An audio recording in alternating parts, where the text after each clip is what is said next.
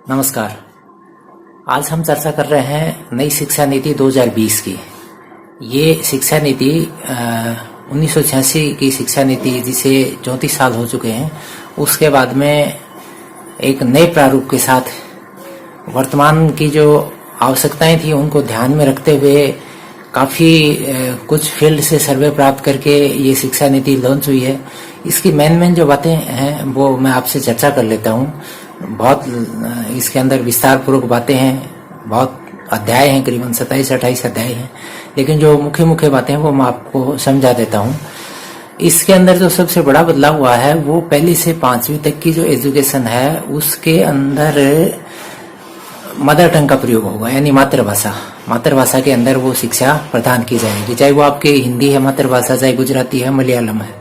वर्तमान में जिस तरीके से इंग्लिश मीडियम विद्यालयों का चलन बढ़ा है उसके ऊपर जरूर अंकुश लगेगा। इंग्लिश एक सब्जेक्ट के रूप में ही चलेगी, बाकी सब्जेक्ट जो हैं वो मदर टंग में ही समझाए जाएंगे। इसके बाद में जो बड़ा चेंजिंग है वो है आपके 1ली से लेके 11वीं तक कोई बोर्ड की एग्जाम नहीं है। बोर्ड की एग्जाम होगी कहाँ पर? सिर्फ 12वीं के अंदर, वो भी एक लचीले प्रारूप में होगी। अब ये जो 11वीं तक की एजुकेशन है इसके अंदर किस तरह से क्लासिफिकेशन, यानी पूरी 1ली से 12वीं क्लासिफिकेशन किस तरह से होगा। स्टार्टिंग की 5 साल जो हैं उनके अंदर आपके 3 साल प्री प्राइमरी और उसके बाद में 1ली दूसरी, ये 5 साल हो जाएंगे। फिर 3 साल जिसके अंदर आपके तीसरी चौथी 5वीं की एग्जाम क्लासेज हो जाएंगी। उसके बाद में आपकी 3 साल ये है 6ठी 7वीं 8वीं, और उसके बाद में जो 4 साल हैं ऊपर की जो सेकेंडरी एजुकेशन की है 9वीं 10वीं 11वीं 12वीं, ये 4 साल। इस तरह से पहले जो 10+2 पैटर्न चलता था वो अब रिवाइज हो गया 5+3+3+4, ये पैटर्न हो गया। 9वीं से 12वीं तक के अंदर अब जो कॉलेज में सेमेस्टर प्रणाली थी वो लागू हो जाएगी, यानी 6 महीने के सेमेस्टर होंगे। वो जो प्रणाली है वो प्रणाली एक लचीले प्रारूप में स्कूल एजुकेशन के अंदर लागू हो जाएगी। इसके बाद में ऊपर यानी कॉलेज एजुकेशन में जो बड़ा बदलाव हुआ है वो क्या है आपके, अब जैसे 3 साल की जो डिग्री प्रोग्राम होता है, 1 साल पढ़ने के बाद में बच्चा छोड़ देता है तो उसकी जो पूरी डिग्री लैप्स हो जाती है। अब ऐसा नहीं होगा। अब 1 साल पढ़ लिया उसके बाद में छोड़ दिया तो उसे एक प्रमाण पत्र मिल जाएगा, सर्टिफिकेट कोर्स हो गया। अगर 2 साल तक पढ़ा है तो डिप्लोमा कोर्स हो जाएगा। 3 साल बाद में डिग्री मिल जाएगी। 4 साल पढ़ रहा है उसी कोर्स को तो वो जो है वो एक ऑनर्स प्रोग्राम हो जाएगा। उसके बाद में वो 1 साल की एमए करके पीएचडी कर सकता है। एमफिल का जो है यहाँ पर एमफिल प्रोग्राम को सरकार ने हटा दिया है, सीधा पीएचडी कर सकता है। ये जो है ये हायर एजुकेशन की प्रणाली है, इसके अंदर ज्यादा लचीलापन डाल दिया गया है। इस लचीलेपन का फायदा मिलेगा स्टूडेंट्स को, क्योंकि पहले क्या होता था कि बहुत सारे स्टूडेंट 1 साल की इंजीनियरिंग करके ड्रॉप हो जाते थे, 2 साल की इंजीनियरिंग करके ड्रॉप हो जाते थे, बहुत सारे तो 4-4 साल की इंजीनियरिंग करने के बाद में ड्रॉप हो जाते थे। और वो जो एजुकेशन पूरी उनकी, यानी उनको कोई डिग्री सर्टिफिकेट या डिप्लोमा नहीं मिलता था। अब ऐसा नहीं होगा, उनको कुछ ना कुछ प्रमाण पत्र वहां से मिल जाएगा जिसके सहारे वो कहीं न कहीं एडजस्ट हो पाएंगे। इसके बाद में जो मूल्यांकन की बात करें तो मूल्यांकन में क्या हुआ है कि जो अब जिस तरह से मूल्यांकन हो रहा था उसको थोड़ा सा रिवाइज किया है। इसके अंदर टीचर का असेसमेंट, इसके साथ साथ वो अपना स्वयं का असेसमेंट भी करेगा, सेल्फ असेसमेंट। इसके अलावा सहपाठियों के द्वारा यानी पीयर असेसमेंट का प्रोसेस भी इसके अंदर डाला गया। अब तो हम ही मूल्यांकन करते हैं बच्चे का। इसके बाद में अब जो नया आएगा उसके अंदर साथी भी मूल्यांकन करेंगे, खुद भी मूल्यांकन करेगा, ये सारी चीजें नहीं डलेंगी। इसके अलावा जो बड़ा अमेंडमेंट दिखेगा वो है आपके जो कोर्स हम लेते थे 11वीं 12वीं में, अभी जैसे आर्ट्स साइंस कॉमर्स, इसके अंदर लचीलापन डाल दिया। लचीलापन किस तरह से, जैसे आप बायोलॉजी और केमिस्ट्री के साथ जैसे पहले फिजिक्स चलता था, अब अगर कोई स्टूडेंट चाहता है कि मैं म्यूजिक लेना चाहता हूँ, मैं हिस्ट्री लेना चाहता हूँ, तो वो ले सकता है। ये लचीलापन इसके अंदर डाल दिया गया है। तो ये जो है राज्य सरकार तय करेंगी, पूल का निर्धारण करेंगी, सब्जेक्ट के पूल का निर्धारण करके, और वो रिवाइज इसका ड्राफ्ट बना के और वो स्टेट में लागू होंगे। लेकिन इतना तय है कि वर्तमान में जिस तरीके से फाउंडेशन जो है जैसे आपके आर्ट्स के अंदर आप साइंस का विषय नहीं ले सकते हैं, अगर बच्चा चाहता है कि मैं एक विषय साइंस का लेना चाहूँ तो ले सकता है, कोई मनाही नहीं है नए प्रोग्राम के तहत। इसके बाद में जो बड़ा चेंजिंग है, जो बेरोजगार स्टूडेंट हैं उनके लिए खास बात है, ध्यान रखें। जो टीचर भर्ती है उसका प्रारूप भी चेंज होगा, उसके अंदर इंटरव्यू का प्रोग्राम भी रहेगा। इसके अलावा स्कूल के अंदर वो कुछ दिन तक टेम्परेरी बेस पे रहेगा और उसके बाद में उसका मूल्यांकन होगा। मूल्यांकन में वो सही पाया जाता है तो उसको उस पद के ऊपर स्थायी किया जाएगा। ये एक बड़ा बदलाव शिक्षक भर्ती के अंदर रहेगा। जो पहले से लेके 8वीं तक अभी वर्तमान में आरटी चलती है, इसको स्टेप टू स्टेप बढ़ा के 12वीं तक करने का प्रयास है। अभी जो मिड डे मील प्रोग्राम है इसका भी विस्तार किया जाएगा। जो मध्याह्न भोजन योजना है, त्रिभाषा जो योजना है जिसके अंदर छठी और ऊपर की क्लासों में 6ठी 7वीं 8वीं 9वीं 10वीं तक हम जो त्रिभाषा, जैसे हिंदी, आपके अंग्रेजी और संस्कृत, ये जो 3 भाषाएं रखते हैं, इसके अंदर भी लचीलापन डाला गया है। 6-7 में ये 6-7 में ये चेंज भी कर सकता है। तो ये जो है, ये चेंजिंग के सारे सबसे बड़ा फायदा क्या मिलेगा कि जो लोकल लैंग्वेज है उन लैंग्वेज की नई भर्तियों में मांग बढ़ेगी। तो नए जो स्टूडेंट हैं वो अपने स्थानीय भाषाओं के ऊपर अगर ज्यादा जोर देंगे तो उनको इसके साथ जॉब के भी आसार बढ़ेंगे। एक नया कॉन्सेप्ट है स्कूल परिसर। इसके अंदर क्या होगा, आसपास के सभी स्कूलों को अटैच किया जाएगा। स्कूल परिसर, स्कूल कॉम्प्लेक्स, इन सभी स्कूलों को जोड़ के वहां से इसकी मॉनिटरिंग का प्रयास। अभी मॉनिटरिंग के लिए बहुत दूर तक जैसे ब्लॉक सिस्टम है, इस ब्लॉक सिस्टम में कुछ परिवर्तन करके स्कूल परिसर कॉन्सेप्ट लाया जाएगा। इसके साथ साथ जो वर्तमान में जैसे सरकारी और निजी के अंदर बहुत सारे मानदंड जो हैं उनमें काफी वेरिएशन है, उनको इक्वल करने का प्रयास रहेगा। कॉलेज एजुकेशन में कॉलेजों को स्वायत्ता प्रदान की जाएगी। इंडियन स्वायत्ता में क्या आएगा, ये अपने स्थानीय लेवल के पाठ्यक्रम है इनको लॉन्च कर सकते हैं। मान्यता की जो प्रोसेस है इनके अंदर कुछ शिथिलताएं प्रदान की जाएंगी। एक काम और होगा, जो घटिया और निष्क्रिय कॉलेज हैं, संस्थान हैं, उनको बंद किया जाएगा। ये कैसे होगा, इनका आउटपुट यानी इनसे जो पास आउट स्टूडेंट हैं वो कितने सक्सेस हुए हैं, ये स्कोर तैयार होगा। शैक्षिक डाटा का एक राष्ट्रीय भंडार तैयार होगा। इसके अंदर टीचर और स्टूडेंट और संस्थान तीनों चीज आएंगी। टीचर का भी डाटा होगा, स्टूडेंट का भी होगा और संस्थान का भी। तीनों का एक पूरा जो नेशनल लेवल पे डाटा तैयार हो गए, उस डाटा के अकॉर्डिंग कोई संस्थान जो है उसका यानी उसके स्टूडेंट हैं वो कहीं सक्सेस नहीं हो रहे हैं, यानी उसके अंदर कोई किसी भी तरह की स्किल नहीं आ रही है, तो वो जो संस्थाएं हैं उनको बंद करने का सरकार प्रयास करेगी। वर्तमान में जो 2 साल का बीएड और 4 साल का बीएड प्रोग्राम चल रहा है ये यथावत रहेगा, इसके अंदर कोई परिवर्तन नहीं आएगा। ओपन और डिस्टेंस लर्निंग को बढ़ावा दिया जाएगा। Online learning, open learning, distance learning ये ज्यादा बढ़ेंगी।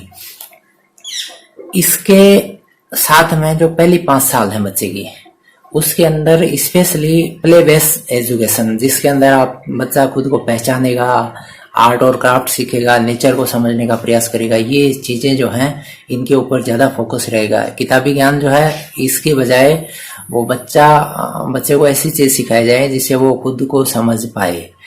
9वीं से 12वीं तक है जो एजुकेशन होगी उसके अंदर आपके मल्टी डिसिप्लिनरी कोर्सेज, जिसके अंदर आपके जैसे मैंने पहले बताया था साइंस के साथ वो आर्ट्स का एक विषय भी ले सकता है। इस तरह के जो लचीले कार्यक्रम हैं वो लॉन्च होंगे। पहले जिस तरीके से बहुत सख्त कार्यक्रम होते थे कि आपको ये सब्जेक्ट जो हमारे पास अवेलेबल है यही लेने पड़ेंगे गाइडलाइन के अकॉर्डिंग, अब ऐसा नहीं होगा।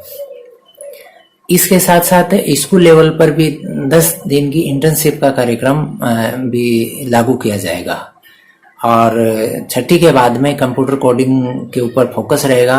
यानी 6ठी के बाद में बच्चे को स्पेशली कंप्यूटर एजुकेशन, कोडिंग नहीं भी हो पाएगी तो कंप्यूटर एजुकेशन जो है इसका विशेष ध्यान रहेगा। ये राज्य सरकारें जो हैं अपने अकॉर्डिंग इसको रिवाइज करके और किस तरह से इसको इम्प्लीमेंट करती हैं वो थोड़ा सा वक्त जरूर लगेगा, लेकिन काफी कुछ नया देखने को मिलेगा आने वाले समय में। इसके साथ साथ जो 6ठी से 12वीं तक वोकेशनल एजुकेशन को बढ़ावा दिया जाएगा। पाठ्यक्रम में वोकेशनल एजुकेशन जो पहले चलती थी वो वापस आ रही है। तो इस वोकेशनल एजुकेशन के अंदर कुछ वो अपने विषय चुनेगा, उस विषय को समझने के बाद में जब वो इंटर्नशिप के लिए वर्कशॉप में जाके देखेगा कि जो आप उसने कोर्स पढ़ा है वो कितना उसके समझ में आया है, उसका स्कोर वो जो आपके नेशनल जो डाटाबेस तैयार होगा उसके अंदर जो है उसका स्कोर जो ऐड होगा, उस स्कोर के अकॉर्डिंग जो है उसको आगे के किसी भी प्राइवेट सेक्टर के जॉब के अंदर उसको कंपनियां जो है प्रेफरेंस देंगी। तो इस तरह से पहले से आपके 12वीं तक की पूरी एजुकेशन जो है वो करीबन 15 साल लग जाएंगे। तो पहले से 12वीं 12 साल तो ये हो गए, 3 साल जो है प्री प्राइमरी की। और प्री प्राइमरी कॉन्सेप्ट को बढ़ावा देने से आंगनबाड़ी का जो ढांचा है या हम जिस पहले जैसे एनटीटी टीचर्स को बढ़ावा, ये जो कॉन्सेप्ट है ये बढ़ेंगे। तो बेरोजगार जो युवा हैं इसके ऊपर विशेष ध्यान दें कि हम इस फील्ड के ऊपर ज़्यादा फोकस करेंगे तो हमारे जॉब जो हैं हो सकता है इस लाइन में हमारे को जल्द मिल जाए। इसके साथ साथ सरकार ने वर्तमान में जिस तरीके से 3 या 4% के बीच में जीडीपी का जो एजुकेशन पे खर्च हो रहा है इसको बढ़ा के 6% पे लाने का प्रयास करेगी सरकार। 6% अगर जीडीपी का एजुकेशन पे होता है तो बहुत बड़ा जो है भाग एजुकेशन का चेंज हो जाएगा, इतना जरूर है। क्योंकि पहले 2% था, अब ये 3.5% पे आया है। 6% से बहुत कुछ चेंजिंग आ जाएगा। कॉलेजों को सहायता मिल रही है, लोकल पाठ्यक्रम को बढ़ावा मिलेगा। इससे क्या होगा, स्थानीय लेवल की जो चीजें हैं वो बच्चे सीखेंगे क्योंकि उनके परिवेश में उन चीजों की ज्यादा मांग है। अभी जो बीएड कॉलेज चल रही है, मैंने जैसे पहले बताया था 2 साल और 4 साल के कोर्स यथावत रहेंगे। इसमें क्या होगा कि सेपरेट जो बीएड कॉलेज है उनके अंदर भी आपके सामान्य जो पाठ्यक्रम है वो रहेंगे और जो सामान्य कॉलेज हैं उनके अंदर भी बीएड के कार्यक्रम जो है पाठ्यक्रम वो रहेंगे। यानी स्पेशल ऐसी कॉलेज नहीं रहेगी जो सिर्फ और सिर्फ बीएड करवा रही है। उसके अंदर जो सामान्य डिग्री जो आपके बीए बीएससी के प्रोग्राम है वो भी उसके अंदर चलेंगे। इस तरह का जो है प्रोग्राम आएगा। अब जिस तरीके से कॉलेज जैसे बीएड की सेपरेट कॉलेज है, आने वाले समय में ये सेपरेशन जो है ये नहीं हो पाएगा, इसको एकीकृत किया जाएगा। अगर आपको नौकरी लगनी है तो आप 3 साल की डिग्री कर लें, 3 साल की डिग्री करने के बाद नौकरी लग जाए। अगर आपको रिसर्च करनी है तो 4 साल का प्रोग्राम, उसके बाद में 1 साल की एमए कर लें, उसके बाद में पीएचडी कर लें। ये अब तो जैसे सीधा है, आप 3 साल के बाद में 2 साल की एमए कर रहे हो। अब अगर आपको नौकरी लगनी है तो 3 साल की बीए कर लो, उसके बाद में आप नौकरी में चले जाओ। अगर आप रिसर्च फील्ड में जाना है तो 4 साल का प्रोग्राम, उसके बाद में 1 साल का एमए, एमफिल कट हो गया, सीधा पीएचडी में आ जाओ। इसके बाद में जो आपको डिग्री मिलेगी वो किस तरह से मिलेगी, जैसे लचीलापन कर दिया आपने, जैसे आप जूलॉजी और बॉटनी के साथ आपने हिस्ट्री ले लिया तो आपको डिग्री मिलेगी वो साइंस की मिलेगी। ये भी इसके अंदर तय रहेगा। जो मेन सब्जेक्ट है उसी की डिग्री आपको मिलेगी। 12वीं के बाद में जो काम धंधा करना चाहते हैं वो वोकेशनल का जो उनका कोर्स है उसका स्कोर रहेगा। उस स्कोर के आधार पे कंपनियां उसको जॉब के लिए बुलाएंगी। ये कॉन्सेप्ट चीन में बहुत दिन से पहले चलता आ रहा है और चीन ने इस कॉन्सेप्ट को इतना गहराई तक लागू किया जिससे कि वहाँ सभी लोग जो है स्किल्ड हो गए और अच्छा प्रयास है। हमने भी कहीं से भी वो पॉलिसी में अच्छी जो बातें आती हैं उनको लेना ही चाहिए। एक जो बड़ा बदलाव है वर्तमान में, जो आईआईटीज है, ये जो तकनीकी की सबसे बड़ी संस्थान है, उनके अंदर आपके सामान्य जो मानविकी जो कोर्स हैं जिसको हम बीए आर्ट्स वाले जो प्रोग्राम है वो उन कॉलेजों में भी लगेंगे। तो जैसे आप सामान्य कॉलेज से बीए कर रहे हो वैसे ही आप आईआईटीज के लिए वो ऑल इंडिया लेवल का कॉमन एंट्रेंस होगा, उसके अंदर जाके आप ये प्रोग्राम कर सकते हैं।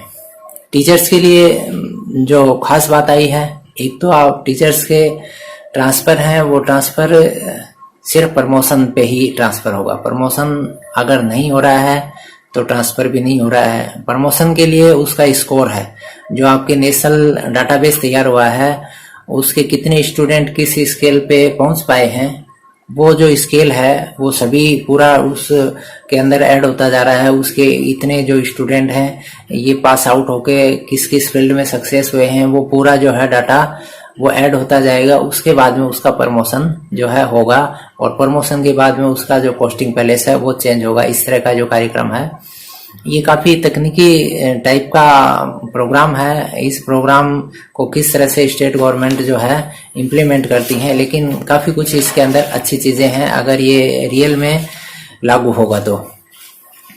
इसके बाद में जो एक मेन बात है, अभी जैसे हमने देखा कि पहले 5 साल, फिर 3 साल, फिर 3 साल 4 साल, अब इसके अंदर क्या चेंजिंग आएगा कि 1 से 10 तक के जो स्कूल हैं ये स्कूल शायद बंद हो जाए, क्योंकि 9 से लेके 12 की एजुकेशन जो है वो एक साथ रहेगी।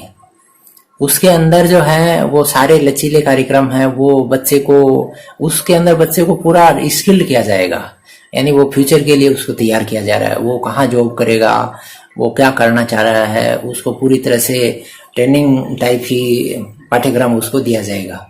तो पहली से 10वीं तक की जो विद्यालय हैं वो वर्तमान में जो कॉन्सेप्ट है, ये कॉन्सेप्ट जरूर थोड़ा सा कि इसके ऊपर स्टेट गवर्नमेंट किस तरह से डिसीजन लेती हैं ये चेंज होगा। जैसे आईआईटी चेंज हुई है, वैसे क्या आप सोच रहे हो मेडिकल और लॉ चेंज हो जाएंगे? ऐसा नहीं है। लॉ और मेडिकल कॉलेज को इस सेक्टर को पूरी तरह से फ्री कर दिया है। उसके अलावा जो आपके बाकी सारे सेक्टर थे उनको आप एकीकृत कर दिया गया है। उसकी सारी मॉनिटरिंग एक ही स्थान पे होगी। एमएचआरडी जो मिनिस्ट्री है उसको चेंज करके आपके शिक्षा मंत्रालय कर दिया है, वहां से पूरी मॉनिटरिंग होगी। मॉनिटरिंग तो लोअर एजुकेशन की भी वहीं से है, लेकिन जो आपके एजुकेशन रेगुलेटरी अथॉरिटी तैयार होगी वो आपके उसके अंदर आपके इंजीनियरिंग की हैं, उसके अंदर आपके बीएड की हैं, उसके अंदर स्कूल की सब आ जाएंगी। लॉ और मेडिकल के अंदर दूसरे जो पाठ्यक्रम है उनको इसके अंदर कंपाइल नहीं किया गया है। एक इसके अंदर रहेगा आपके एग्जिट सिस्टम रहेगा, आप बच्चा बीच में छोड़ सकता है। जैसे आपने 1 साल पहले 1 साल उसने हिस्ट्री पढ़ी, दूसरी साल उसे लगा कि हिस्ट्री मेरे समझ से बाहर है तो वो छोड़ सकता है, सोशियोलॉजी ले ले, कोई दिक्कत नहीं है। जैसे अभी होता है ना 3 साल तक एक ही सब्जेक्ट रखने पड़ेंगे कॉलेज में, अगर उसको 1 साल पढ़ने के बाद में लगा कि मैं ये सब्जेक्ट जो है इससे आगे तक नहीं बढ़ पाऊंगा, ये बहुत हार्ड है, मेरे आईक्यू लेवल से ऊंचे की चीज है इसके अंदर, तो उसको छोड़ सकता है, दूसरा ले लेगा, वो बड़ा लचीला कार्यक्रम आएगा। इसके साथ साथ में टीचर्स के लिए जो एक नई बात आई है, टीचर्स के लिए आवास की व्यवस्था है। ये 1986 की पॉलिसी में भी बात थी, टीचर्स के लिए जो है आवास की व्यवस्था है, लेकिन उसमें बहुत सारे स्थानों पे बने, लेकिन अब सरकार 6% अगर वास्तव में खर्च कर पाती है तो हो सकता है कि आवास की व्यवस्था टीचर्स के लिए हो जाए। ये दुर्गम जो क्षेत्र है वहां पर बड़ी समस्या रहती है, इसके लिए सरकारों को विशेष धन्यवाद कि उस क्षेत्रों में जो टीचर हैं उनको आवास के लिए बहुत परेशानी उठानी पड़ती है, तो ये अच्छा कदम है। ये सारा जो सिस्टम है, इस सारे सिस्टम में क्या चीज बढ़ेगी? एक तो आपके फॉरेन यूनिवर्सिटीज हैं उनकी एंट्रेंस होगी इंडिया के अंदर। कुछ एक हो सकता है इसको अच्छा बताएं, कुछ एक बुरा बताएं, लेकिन फॉरेन यूनिवर्सिटीज आएंगी। एनजीओज का बढ़ावा मिलेगा। एनजीओ क्योंकि इसके अंदर इतने सारे काम हो जाएंगे, ये सारे सरकारी सेक्टर में नहीं हो पाएंगे, तो एनजीओ बढ़ेंगी और पीपीपी मोड पे भी बहुत सारे जो हैं काम चलते रहेंगे। तो ये 3 चीजें जो हैं ये इसके अंदर जरूर बढ़ेंगी। बाकी ओवरऑल अगर देखा जाए तो इतने सालों के बाद में ये बदलाव हुआ है, सभी को बदलाव का स्वागत करना चाहिए। और इसके अंदर जो स्टेट गवर्नमेंट अपनी परिस्थितियों के अकॉर्डिंग कुछ इसके अंदर बदलाव करके और अगला सेशन यानी जो जुलाई 2021 से लागू होगा उसके अंदर ये इम्प्लीमेंट होगी। इतने तक वर्तमान में जिस तरीके से कार्यक्रम चल रहे हैं वो यथावत रहेंगे। उसके अलावा वर्तमान में जिस तरीके से इंजीनियरिंग या आपके नॉर्मली बीए या बीएड के जो स्टूडेंट हैं वो भी प्रभावित नहीं होंगे, उनका कार्यक्रम पुराने पैटर्न के अकॉर्डिंग चलता रहेगा। जो नए एडमिट स्टूडेंट होंगे उनके लिए ये रहेगा। अब इसके अंदर जो मूल बात ये आएगी कि बच्चा ओवरऑल नॉलेज लेगा। पहले जिस तरीके से 2 या 3 सब्जेक्टों के अंदर वो मास्टर हो जाता था, अब ऐसा नहीं है। उसको ओवरऑल नॉलेज लेके ही आगे बढ़ना होगा। बीच में सब्जेक्ट चेंज कर रहा है, कोई बात नहीं है, चेंज कर लो, पहले ऐसा नहीं था। तो इससे क्या होगा कि बच्चा कुछ एक फील्ड ऐसे होते हैं जिनके अंदर वो अच्छा कर सकता है, वो फील्ड पहले वाली परिस्थितियों के अंदर इस तरह से थे वो नहीं ले पाता था, लेकिन अब ले लेगा। तो उससे क्या हो जाएगा, वो करियर के अंदर बाधित नहीं होगा। तो ये अच्छा कदम है इसका। तो दोस्तों, ये संक्षिप्त इस ड्राफ्ट की जो बातें थी वो मैंने आपसे साझा की। अगर आपके कुछ सुझाव हैं तो कमेंट बॉक्स में डाल दें, हम इनको ढूंढ के और इनका सटीक आंसर आप तक पहुंचाने का प्रयास करेंगे। धन्यवाद।